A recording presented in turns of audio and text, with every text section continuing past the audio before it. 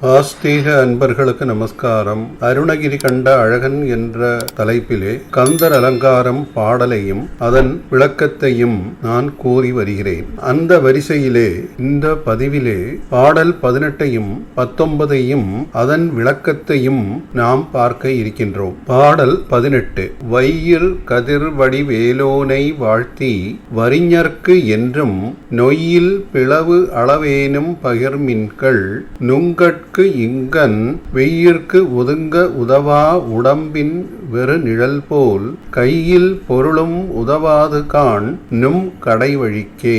இந்த பாடலுக்கு கிருபானந்த வாரியார் சுவாமிகள் என்ன விளக்கம் கொடுக்கிறார் என்பதை பார்ப்போமா? உலகினரே வெய்யிற் கொதுங்க உதவா உடலின் வேறு நிழல் போல் இறுதியில் உயிர் பிரியும் கால் கைப்பொருள் முதலிய யாவும் பயன்பட மாட்டா. ஆதலால் வடிவேற் பெருமானை வாழ்த்தி இயன்றவரை ஏழைகட்கு என்றும் உதவி செய்மின்கள்.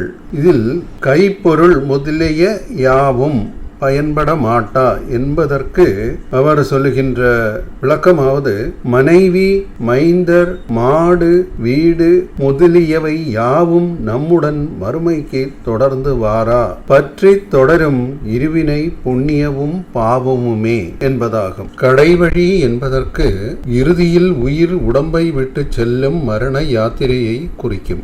வெய்யிற் கொதுங்க உதவா உடம்பின் வெறு நிழல், அதற்கு என்ன விளக்கம் கொடுக்கிறார் என்பதை பார்ப்போம்.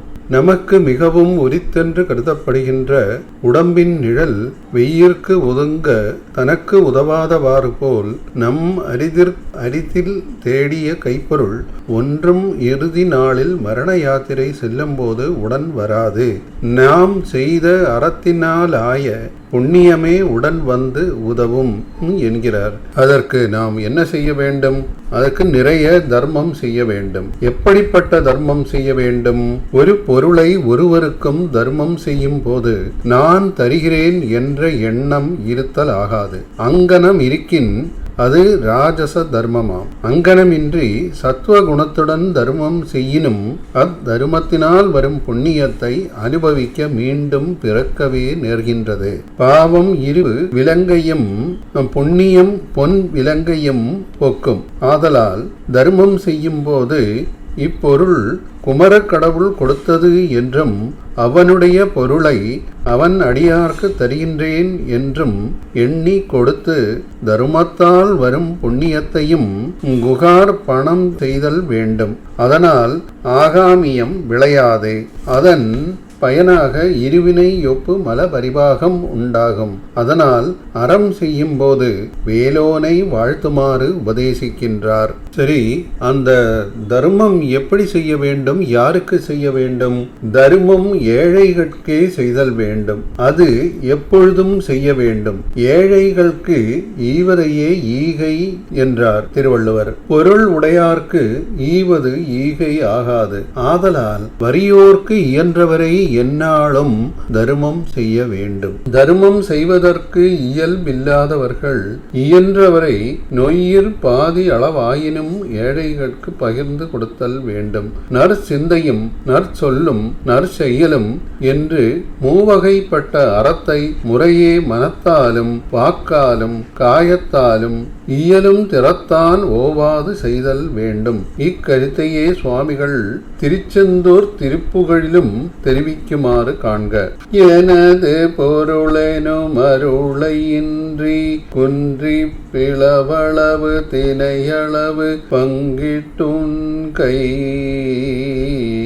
கிளையமுது வசை தவிர இன்றை கன்றை என நாடாதிடுக கடித்து.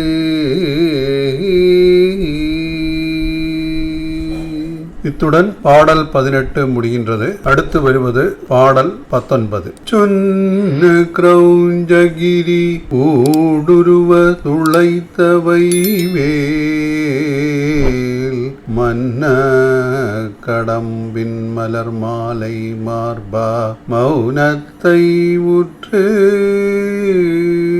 நின்னை உணர்ந்து எல்லாம் ஒருங்கிய நிர்குணம் பூண்டு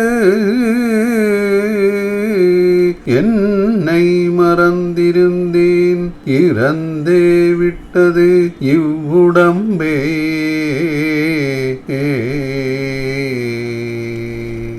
இந்த பாடலுக்கான விளக்கம்.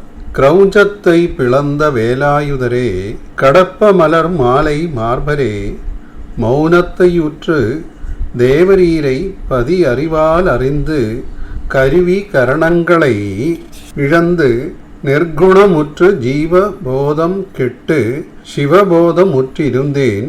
அப்போது உடலின் வாசனை அறவே ஒழிந்தது.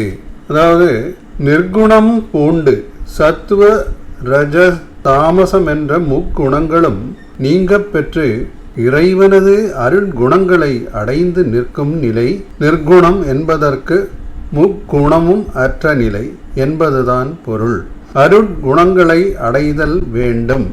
என்னை மறந்திருந்தேன், ஜீவபோதம் கழன்ற இடம். சிவோகம் என்ற பாவனையால் ஜீவன் தன்னை மறந்து சிவத்தை நினைத்து நிற்கும். இதற்கு கந்தர் அனுபூதியில் இதேபோல் ஒரு பாடல் வருகின்றது. யானாகிய என்னை விழுங்கி வெறும் தானாய் நிலை நின்றது தற்பரமே, இறந்தே விட்ட உடம்பே. உடம்பின் வாசனையற்ற நிலை. இந்த நிலை வரப்பெற்ற ஞானிகளுக்கு பிராரப்தம் அனுபவிக்கினும் அதனால் வரும் இன்ப துன்பம் தோன்றாது, அதன் வாசனையும் நம்மை தொடராது. அருணகிரிநாத சுவாமிகளுக்கு ஆறுமுகப் பெருமான் தாமே குருமூர்த்தியாக எழுந்தருளி வந்து மௌனோபதேசம் புரிந்தார். இந்த மௌன நிலை எளிதில் கிடைப்பது கிடையாது. பல காலம் செய்த சிவ பூஜையினாலும் ஆலய வழிபாட்டாலும் சித்த சுத்தியாலுமே கிடைப்பதாம். அதனை ஆண்டவனிடம் யாசித்து பெறுவது எளிய வழியாம். அருணகிரிநாதர் ஆறுமுக வள்ளலிடம் விண்ணப்பித்த திருவாக்கையும் உய்த்துணர்க. பரமபதியாகிய குமரக்கடவுளை மெய் அறிவினால் அறிந்தால் கருவி கரணங்கள் கழன்று தனித்து நிற்கும் நிலை நமக்கு ஏற்படும். மௌனம் என்பது ஞான வரம்பு. ஞானத்திற்கு எல்லையாக இருப்பது மௌனம். பேசா அனுபூதி பிறந்தவர்க்கே பெரும் சுகங்கள் இடைக்கும் சுகம் கிடைக்கும். எல்லா விதமான சாதனங்களும் முடிவில் மௌனத்தையே அடைகின்றன. கண்மூடி மௌனியாகி தனியே இருப்பதற்கு எண்ணினேன் என்ற நம் தாயுமான சுவாமிகளின் அனுபவ வாக்கை இங்கே நாம் ஸ்மரித்துக் கொள்வோம். மாயைக்கு உறவிடமாகி தாரகனுக்கு துணை செய்த கிரௌஞ்ச மலையை பிளந்தெறிந்து அதனில் மயங்கி கிடந்த இலக்கத்தொன்பான் வீரர்களையும் பூத தலைவர்களையும் பெருமான் காப்பாற்றி அருளினார்.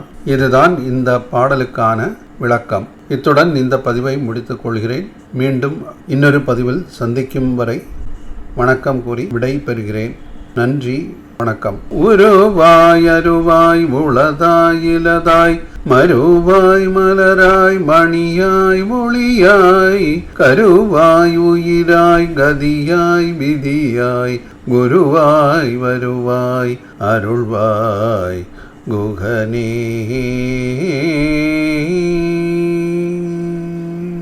திருச்சிற்றம்பலம்.